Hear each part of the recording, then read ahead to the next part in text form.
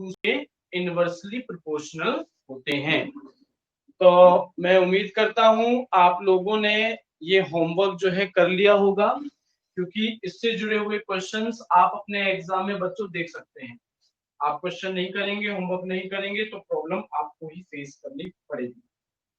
अभी बच्चों हम लोग हेडिंग करने जा रहे हैं जो है buoyancy. Buoyancy, BUOYANCY, buoyancy. Heading बना दीजिएगा, बायोन्सी। बायोन्सी क्या है, इसको समझाने से पहले मैं एक एग्जांपल आपके सामने रखना चाहूंगा। आप लोगों ने बिल्कुल ये चीज नोटिस की होगी। देखो, आपने देखा होगा कि जब भी आप लोग स्विमिंग पूल के अंदर एंटर करते हैं तो आपको फील होगा कि आप लोग हल्के हो जाते हो, इजीली जंप कर पाते हो। आपको ऐसा लगता है जैसे कि नीचे से पानी जो है वो आपको ऊपर धकेलने की कोशिश कर रहा है। क्या मैं जो कह रहा हूं वो तुमने फील किया है? स्विमिंग पूल में एंटर करने पर आप लोगों को लाइट फील होता है, हल्का फील होता है। ऐसा लगता है कि वाटर जो है वो आप पर ऊपर की डायरेक्शन में फोर्स लगा रहा है, तो बड़ी आसानी से आप लोग जंप भी कर पाते हो पानी के अंदर, है ना? बिल्कुल, बिल्कुल, है ना? तो फिर बेटा यही बायंसी है कि जब किसी ऑब्जेक्ट को हम लोग किसी फ्लूइड, किसी लिक्विड जैसे कि पानी, वाटर के अंदर, लिक्विड के अंदर डालते हैं तो उस पर लिक्विड जो है वो अपवर्ड डायरेक्शन में ऊपर की तरफ एक फोर्स लगाता है, जिस फोर्स को बायंट फोर्स या इसे अप थ्रस्ट भी कहा जाता है। फोर्स को हम लोग बोल देते हैं बायंट फोर्स, या इसे हम लोग क्या बोल देते हैं, अप थ्रस्ट। और बच्चों लिक्विड की इसी प्रॉपर्टी को, जिस प्रॉपर्टी की वजह से लिक्विड ऑब्जेक्ट पर अपवर्ड डायरेक्शन में फोर्स लगाता है, इसी प्रॉपर्टी को कहा जाता है बायंसी।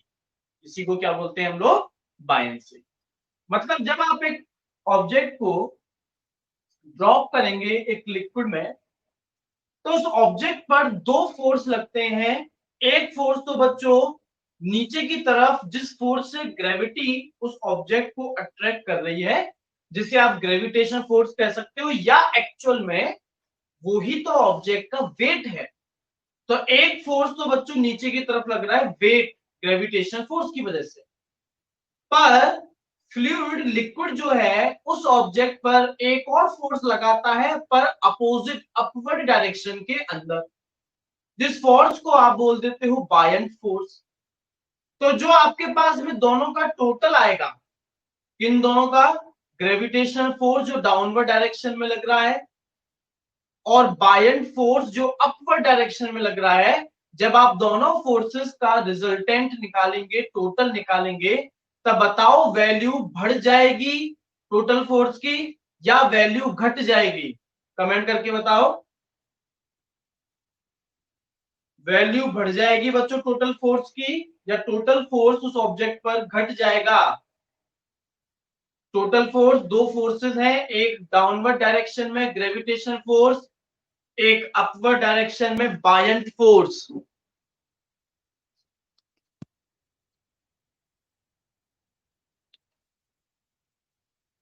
कमेंट करके बताओ बच्चों, टोटल फोर्स जो होगा वो ज्यादा हो जाएगा या टोटल फोर्स जो है वो कम हो जाएगा?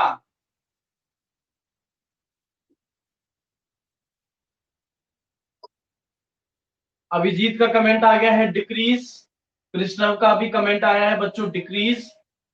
और किसी का नहीं आया? और किसी को समझ में नहीं आया कि क्वेश्चन क्या पूछा मैंने?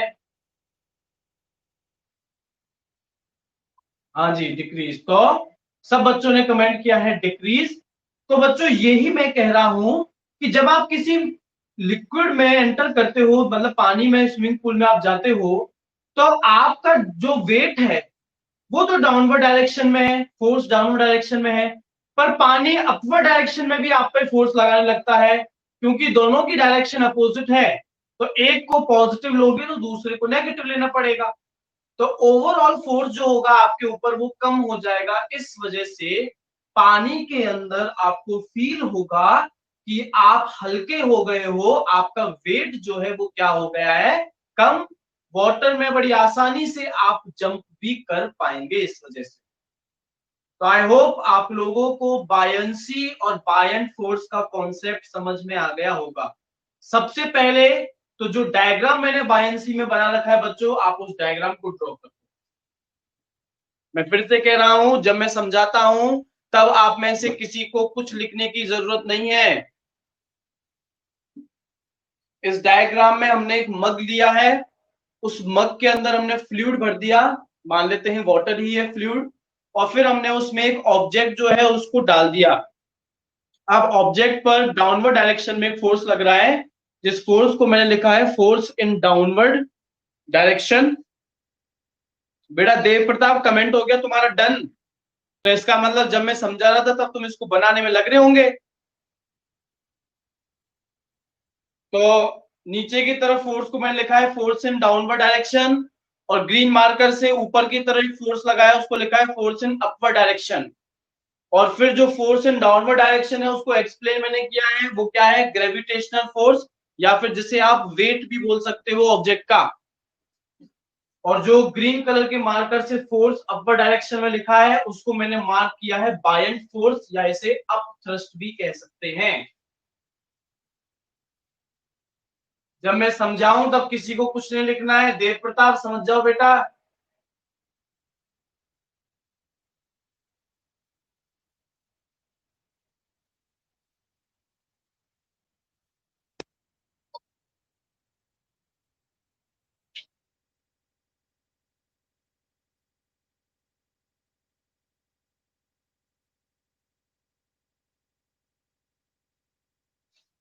निखिल का कमेंट आया है, सर पेट्रोल पे भी, बिल्कुल बेटा यही कॉन्सेप्ट होता है सारे फ्लूइड में, यही सेम कॉन्सेप्ट लगता है। हाँ जी। अब पहले आप डेफिनेशन लिख लो बायंट फोर्स की, फिर हम लोग बायंसी को भी लिख देंगे। लिखिएगा बच्चों, लिखिएगा। when an object when an object is immersed, IMMERSED, when an object is immersed, IMMERSED, immersed in a fluid, in a fluid, comma, it experiences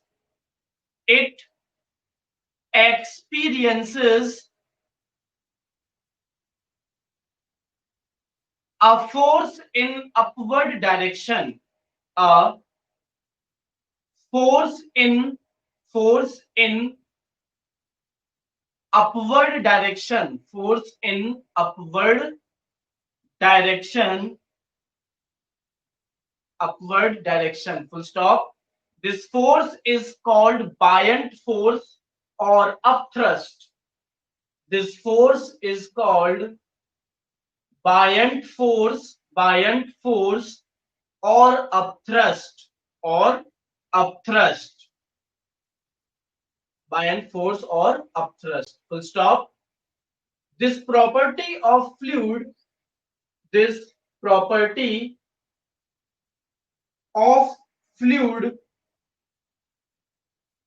is called buoyancy. Property of fluid is called buoyancy, is called buoyancy. फिर बच्चों आपको एक red colour के marker से box नजर आ रहा होगा जिसमें लिखा हुआ है magnitude of buoyant force depends on density of liquid. आपका लिक्विड कितना गाढ़ा है, उसकी डेंसिटी कितनी है, इस बेसिस पर, इस चीज पर डिपेंड करता है बायंट फोर्स का मैग्नीट्यूड कितना होगा। जितना ज्यादा लिक्विड गाढ़ा होता है, डेंसिटी जितनी ज्यादा होती है, उतना ही ज्यादा उसका बायंट फोर्स भी होता है। तो बच्चों लिख देना, magnitude of buoyant force depends on density of liquid. Magnitude of buoyant force depends on density of liquid, और आप अगली लाइन में लिख सकते हैं buoyant force directly proportional to density of liquid. Buoyant force is directly proportional to density of liquid. Buoyant force is directly proportional to density of liquid. जितना ज्यादा dense होगा आपका लिक्विड, उतना ही ज्यादा उसका बायन फोर्स भी होगा। तो जरा कमेंट करके बताओ, वाटर पानी और हनी शहद, इन दोनों में से किसका बाइंड फोर्स ज्यादा होगा?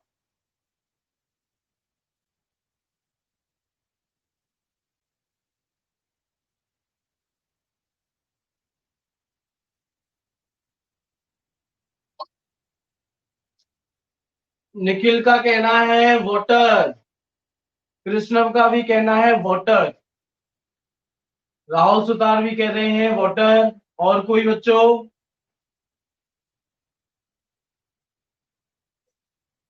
तो इसका मतलब ये है, तुम लोग ये कहना चाहते हो कि पानी जो है शहद से ज्यादा गाढ़ा होता है। फिर तो इसका मतलब तुमने कभी शहद देखा ही नहीं होगा बेटा। शहद बहुत ज्यादा गाढ़ा होता है पानी के मुकाबले। शहद की डेंसिटी बहुत ज्यादा है, और शहद की डेंसिटी बहुत ज्यादा है, शहद अगर गाढ़ा है तो इसका मतलब उसका बायंट फोर्स भी ज्यादा होगा। तो जिन जिन ने कहा है वाटर, उनको या तो कॉन्सेप्ट समझ में नहीं आया, या उन्होंने कभी शहद को देखा ही नहीं है। तो जो मैंने क्वेश्चन पूछा उसका जवाब क्या है? हनी, शहद, क्योंकि उसकी डेंसिटी ज्यादा है, तो बायंट फोर्स भी हनी का ही ज्यादा होगा। अब बच्चों, आपको आपके सामने बोर्ड पर तीन कंडीशंस, तीन पॉइंट नजर आ रहे होंगे। पहली कंडीशन की ग्रेविटेशनल फोर्स की वैल्यू बायंट फोर्स से ज्यादा है। दूसरी कंडीशन, ग्रेविटेशनल फोर्स की वैल्यू बायंट फोर्स से कम है। और तीसरी कंडीशन, तीसरी कंडीशन बेटा, ग्रेविटेशन की स्पेलिंग गलत लिखी है मैंने।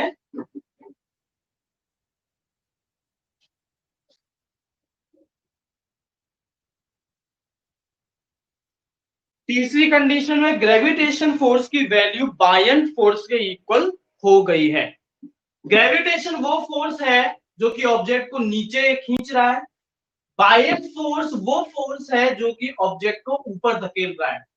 तीन कंडीशन तुम्हारे सामने है। सोचो और मुझे बताओ, किस कंडीशन में ऑब्जेक्ट जो होगा वो डूब जाएगा, सिंक, SINK, सिंक का मतलब डूब जाना। इन तीनों में से वो कौन सी कंडीशन है जिसमें ऑब्जेक्ट पानी में डूब जाएगा, लिक्विड में डूब जाएगा? मैं इन कंडीशंस को नंबर दे देता हूं।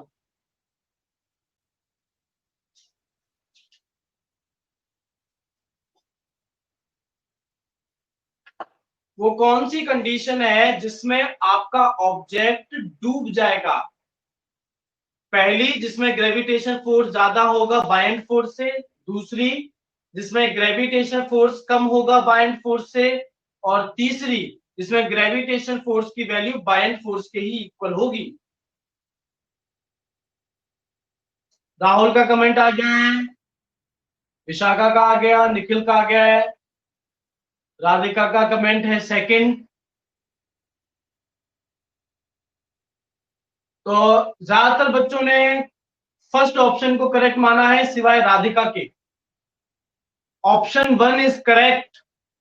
भाई, नीचे खींचे जाना वाला फोर्स ज्यादा है, तो सीधी सी बात है ना, ऑब्जेक्ट नीचे ही जाएगा, डूब जाएगा ऑब्जेक्ट। तो ऑब्जेक्ट कब सिंक करेगा, कब डूबेगा? जब उसका वेट मतलब ग्रेविटेशनल फोर्स का मैग्नीट्यूड उस पर लगने वाले बायंट फोर्स से ज्यादा हो। पर बाकी के जो दो ऑप्शन है जिसमें ग्रेविटेशनल फोर्स बायंट फोर्स से कम है या इक्वल है, उस केस में ऑब्जेक्ट जो होता है वो फ्लोट करता है। लिक्विड फ्लूइड की सरफेस पर ऑब्जेक्ट क्या करता है? फ्लोट करता है। तो बच्चों, ये तीन कंडीशन बना लो।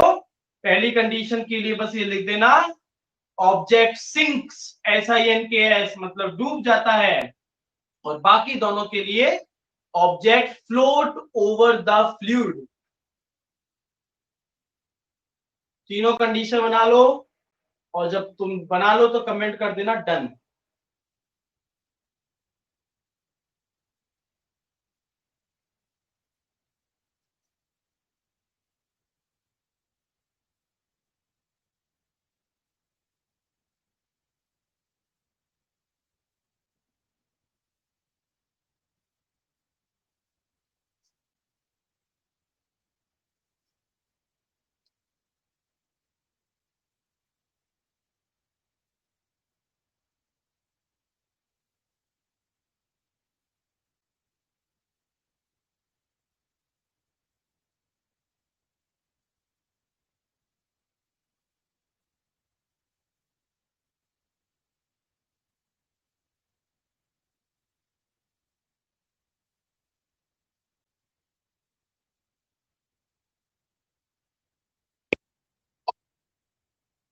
ठीक है बच्चों, मेरे पास में एक कमेंट आ गया है।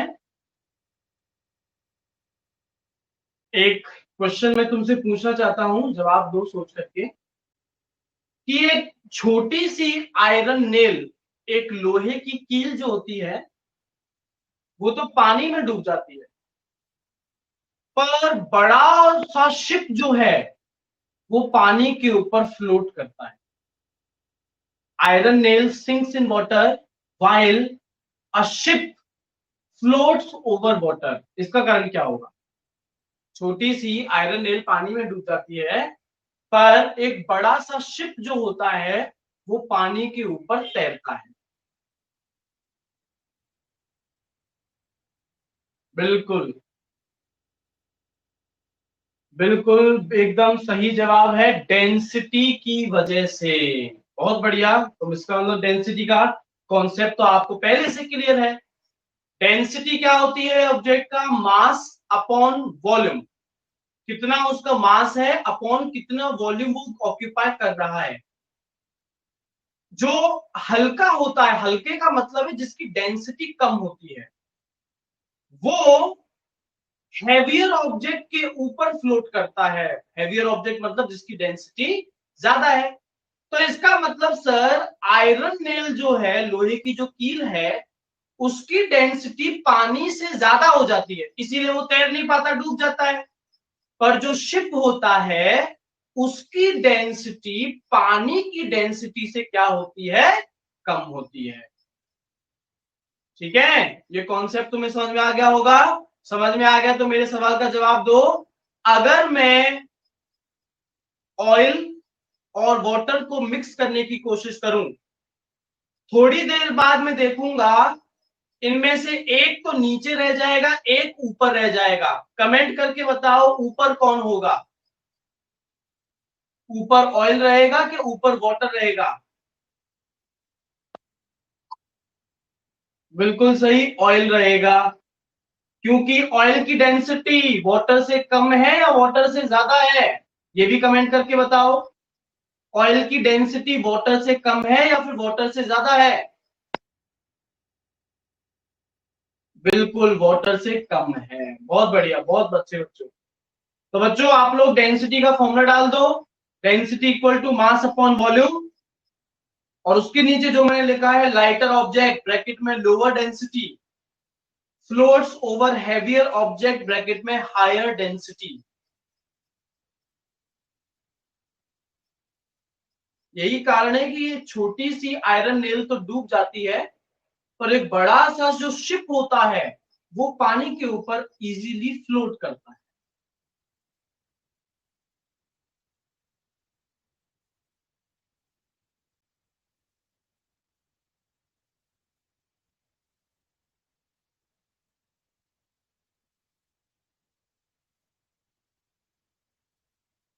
तो बच्चों आई होप आप लोगों ने लिख लिया होगा।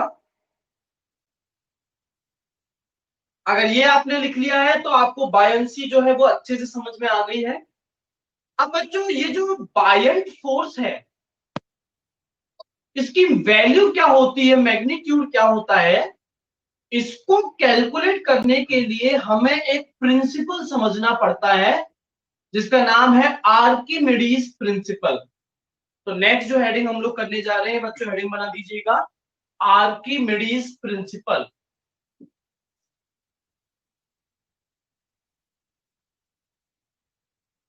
आर्किमिडीज प्रिंसिपल आपके सामने इसमें डायग्राम दिख रहा होगा, एक के नीचे लिखा है बिफोर और एक के नीचे लिखा है बच्चों आफ्टर। बिफोर वाले डायग्राम में जरा आप देखिए, आपने एक मग लिया है जिसके अंदर आपने मान लो पानी भर दिया और फिर उसी मग के अंदर एक टैप लगा हुआ है। अभी वाटर का जो लेवल है, बिफोर वाले डायग्राम की बात कर रहा हूं, वाटर का लेवल उस टैप के जस्ट बराबर है, उस टैप से ऊपर नहीं गया है। तो इसका मतलब यह है कि वाटर अभी टैप से बाहर आना शुरू नहीं करेगा। फिर आफ्टर वाले डायग्राम में देखो, आपने एक ऑब्जेक्ट मान लो स्टोन पत्थर लिया, धागे से बांधा और उस मग के अंदर आपने डाल दिया, इमर्ज कर दिया। तो ये तो आपने भी देखा होगा कि अब क्या होगा, अब वाटर लेवल क्या हो जाएगा, बढ़ जाएगा, पानी ऊपर उठ जाएगा और जैसे ही पानी ऊपर उठेगा टैप से होता हुआ बाहर निकलना शुरू कर देगा। बाहर हम लोगों ने उसे एक बर्तन के अंदर कलेक्ट कर लिया है और देखो उसके नीचे क्या लिखा हुआ है, उसके नीचे लिखा हुआ है वेगिंग मशीन। जो आपके वजन तोलने वाली इलेक्ट्रिकल वेगिंग मशीन जो है वो हम लोगों ने रख दी। अब जितना पानी उसमें भरता जाएगा उतना ही वेगिंग मशीन आपको रीडिंग देती जाएगी। अब वेगिंग मशीन क्या नापती है, वेट। वेट क्या है, वेट फोर्स है। तो बच्चों जितना वेट आपका वेगिंग मशीन बताएगी, ये वेट किसका है, ये वेट उस लिक्विड का, उस पानी का है जो कि पानी डिस्प्लेस हो गया था, बाहर आ गया था जब तुमने किसी ऑब्जेक्ट को उस लिक्विड के अंदर इमर्स्ड किया। तो जितना वेट उस डिस्प्लेस्ड लिक्विड का होगा बच्चों, वो ही मैग्नीट्यूड होगा बायंट फोर्स का। कि अगर आपको पता करना है कि भैया ऑब्जेक्ट पर लिक्विड कितना बायंट फोर्स लगा रहा है, तो वो ऑब्जेक्ट जितना भी लिक्विड डिस्प्लेस कर रहा है, बस उस लिक्विड का वेट तुम पता कर लो, वो ही मैग्नीट्यूड हो जाएगा आपके बायंट फोर्स का। पहले कमेंट करके बताओ समझ में आया या नहीं आया। आर्किमिडीज प्रिंसिपल का कॉन्सेप्ट समझ में आया या नहीं आया, कमेंट करके बताओ। विशाखा को आ गया, ठीक है, अभिजीत को आ गया, चलो बहुत बढ़िया, अच्छी बात है बच्चों। तो पहले फटाफट से ये डायग्राम बना दो आर्किमिडीज प्रिंसिपल में, जल्दी से। आज हम चैप्टर खत्म करने जा रहे हैं अपना, जल्दी से। आर्किमिडीज प्रिंसिपल में मैंने जो दो डायग्राम बनाए हैं वो भी आप बना लीजिए और आपको पता है डायग्राम बनाने के बाद में आपको क्या करना है, कमेंट करना है डन।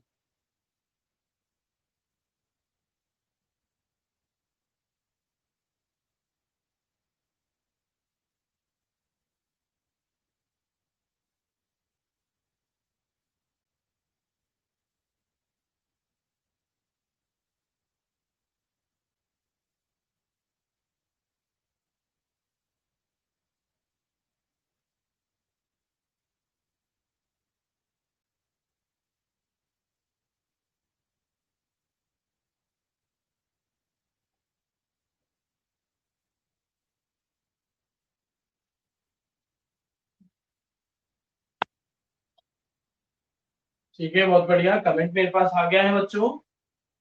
और भी एक दो कमेंट आ जाए तो हम लोग फिर आर्किमिडीज प्रिंसिपल क्या कहता है वो मैं आपको दिखा देता हूं।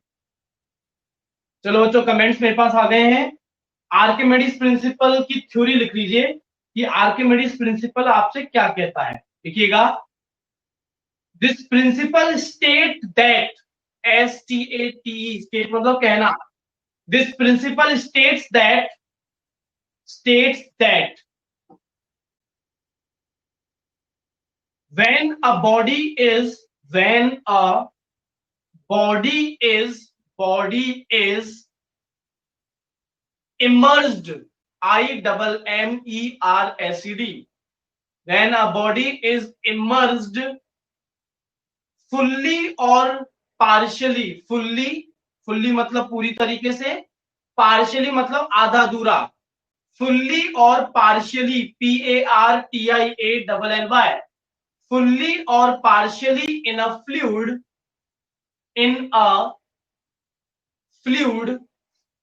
fully or partially in a fluid, comma, it experiences an upward force.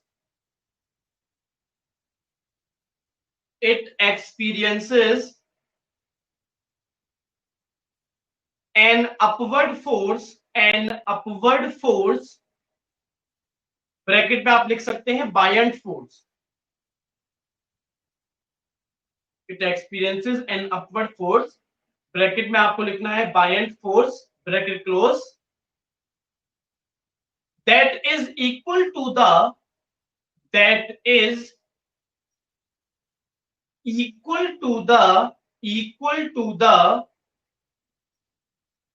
weight of the fluid, that is equal to the weight of the fluid displaced by it, of the fluid displaced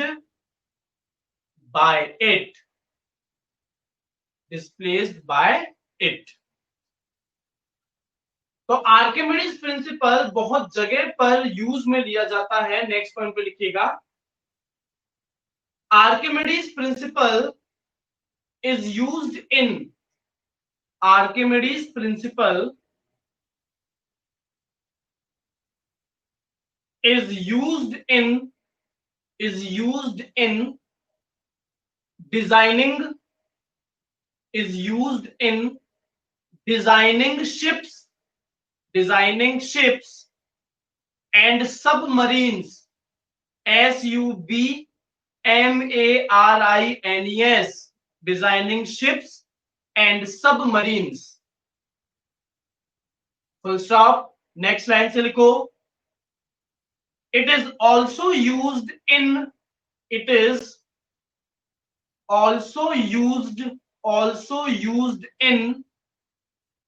lactometer, LACTOMETER, lactometer to determine the purity of milk, तो दूध जो होता है उसकी शुद्धता को नापने के लिए जिस डिवाइस का आप इस्तेमाल करते हैं उसको बोलते हैं लैक्टोमीटर, और ये लैक्टोमीटर आर्किमिडीज प्रिंसिपल पर ही काम करता है. एक लास्ट पॉइंट और लिख लो, it is also used in hydrometer,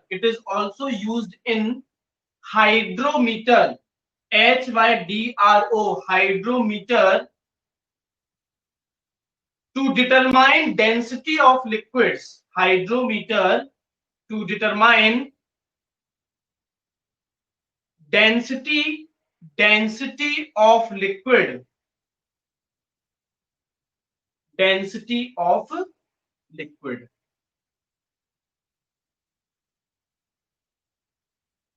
बच्चों अपने चैप्टर का एकदम बहुत छोटा सा टॉपिक है और लास्ट टॉपिक है, इसको और खत्म कर लेते हैं, आपका फिर चैप्टर खत्म. हेडिंग है रिलेटिव डेंसिटी. हेडिंग लिखो बच्चों, रिलेटिव डेंसिटी. रिलेटिव डेंसिटी की डेफिनेशन लिखिएगा, the ratio of density of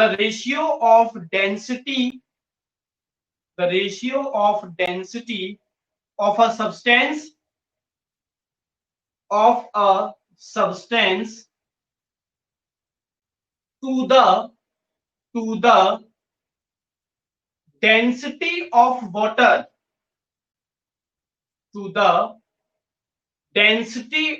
water, is called relative density. Ratio of density of a substance to the density of water is called relative density. Relative density का formula लिख दो बच्चों. Relative density equal to density of a substance upon density of water. Relative density का formula लिख दीजिए. Relative density equal to density of a substance upon density of water.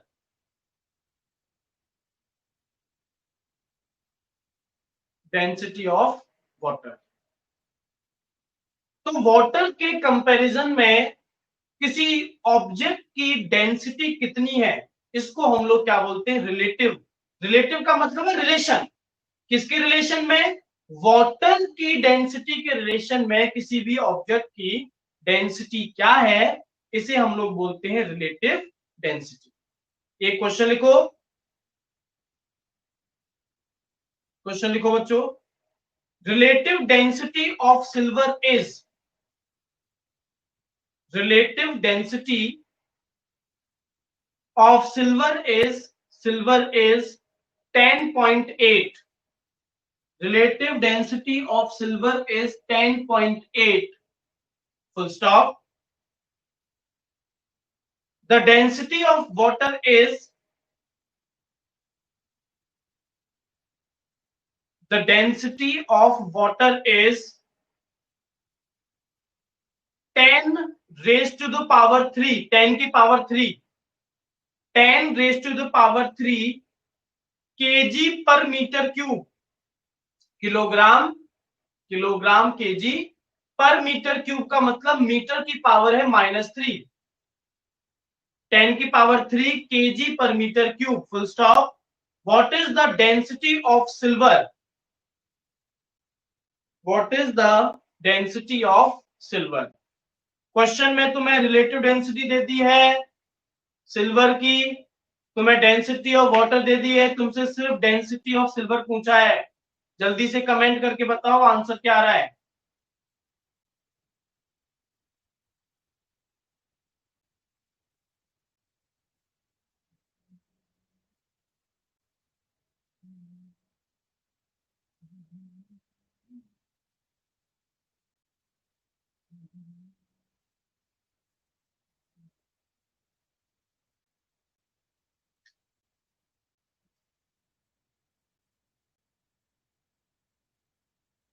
Nikhil का answer है 0.2.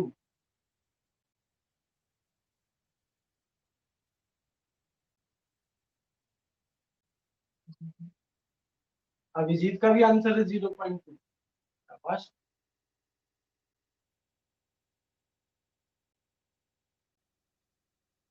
और किसी का आंसर आया? विशाखा का तो आया है 10.8 इंटू 10 की power 3 kg per metre cube. बेटा अभिजीत और निखिल, विशाखा का अलग क्यों आ रहा है फिर तुम लोगों से, और ये तुम 0.2 लाए कैसे हो, इसको तो भगवान ही बता सकता है. बहुत सीधी सी बात है यार. फॉर्मूला के अंदर relative density they the, density of water they the, density of a substance निकालनी है, सीधा सीधा दोनों मल्टीप्लाई हो रहे हैं. आंसर आ रहा है 10.8 इंटू 10 की power 3 kg per metre cube. सीधा सीधा क्वेश्चन है. इस क्वेश्चन में जिसमें पूरे मार्क्स आने चाहिए, उसमें 0.2 आंसर ला करके 0 लाओगे तुम लोग.